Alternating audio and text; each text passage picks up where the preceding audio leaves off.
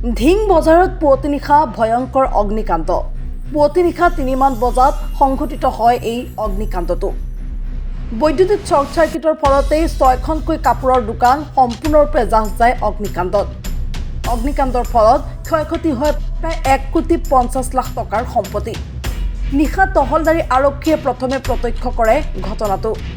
পৰৱৰ্তী সময়ত ঢিং আৰক্ষী আৰু অগ্নি নিৰ্বাপক বাহিনীয়ে জুই নুমুৱাবলৈ সক্ষম হয়। জুই জ্বলিলে ঢিঙৰ পৰা 2খন গাড়ী আৰু মৈৰাবাৰী আৰু বৰ্তদবাৰ পৰা এখন গাড়ী আহিছে। আহি পেলাই বহুত চেষ্টা মূৰত জুই নিৰ্বাপন হৈছে। খবৰটো দিছিল ওচি ছাৰে, ঢিং থানাৰ ওচি ছাৰে খবৰটো দিছে। গতিকে আমি বহুত চেষ্টা কৰি পেলাই ৰাইজৰ সহযোগত আমি জুই নুমাবলৈ সক্ষম হ'ম।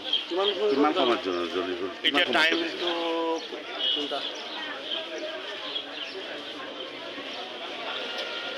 3টামান বজাত জুই জ্বলিছে।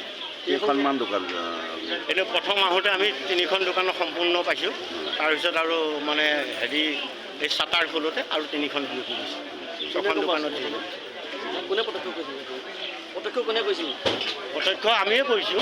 আমি আহি পেলাই খবৰ দিছে, ঢিং থানা ওচি ছাৰে খবৰ দিছে। গতিকে আমি আহি পেলাই লগে লগে আহি পাইছোঁ।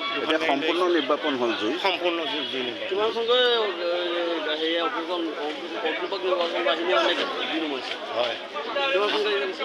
আমাৰ প্ৰথম 4খন গাড়ীয়ে, প্ৰথম 2খন গাড়ী আহিছে ঢিঙৰ পৰা, তাৰপিছত মৈৰাবাৰীৰ পৰা আহিছে, বৰ্তদবাৰ পৰা এখন আহিছে। গতিকে আহি 4খন গাড়ী মিলি পেলাই আমি জুই নিৰ্বাপন কৰিছোঁ। আৰু ৰাইজৰ সহযোগত, ৰাইজে যথেষ্টখিনি সহায় কৰিছে। ৰাইজৰ সহযোগত জুই নিৰ্বাপন কৰিবলৈ জুই শ্বৰ্ট চাৰ্কিটে হ'ব সম্ভাৱনা। কাৰণ ইয়াততো জুই লগোৱা এই 3টা বজাততো কোনো ধৰণৰ বেলেগ সূত্ৰ নাই। গতিকে শ্বৰ্ট চাৰ্কিটৰ ফলতে জুই জ্বলিব পাৰে। ঠিক আছে, ধন্যবাদ। আমি গম নাপাওঁ কেনেকৈ হৈছে। আমাৰ 3:39 মোৰ মোবাইলত ফোন গৈছে যে বজাৰত জুই লাগিছে বুলি।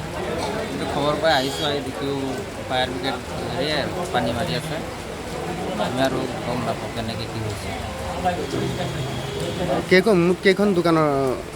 এতিয়া বৰ্তমান আপোনাৰ 5খন দোকান আছিলে। 5খন দোকানত একো বচাব পৰা নাই, চব চাফা হ'ল। ক'ৰ পৰা কেনেকৈ জুইৰ সৃষ্টি হৈছে কিবা গম পাইছে নেকি? সেইটো এতিয়ালৈকে গম পোৱা নাই। ক্ষয়ক্ষতি কিমান হৈছে কিবা অনুমান? ক্ষয়ক্ষতি আপোনাৰ 5টা দোকানততো চবৰ দোকানত কাপোৰ আজিকালি থাকেই, বেছি থাকে।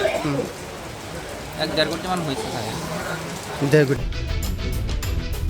ঢিঙৰ পৰা ছাইদুল ইছলামৰ report, any Bharat 24। Join BSc Nursing and GNM at St. Martha Institute of Nursing, Guwahati under SM Group of Institutions.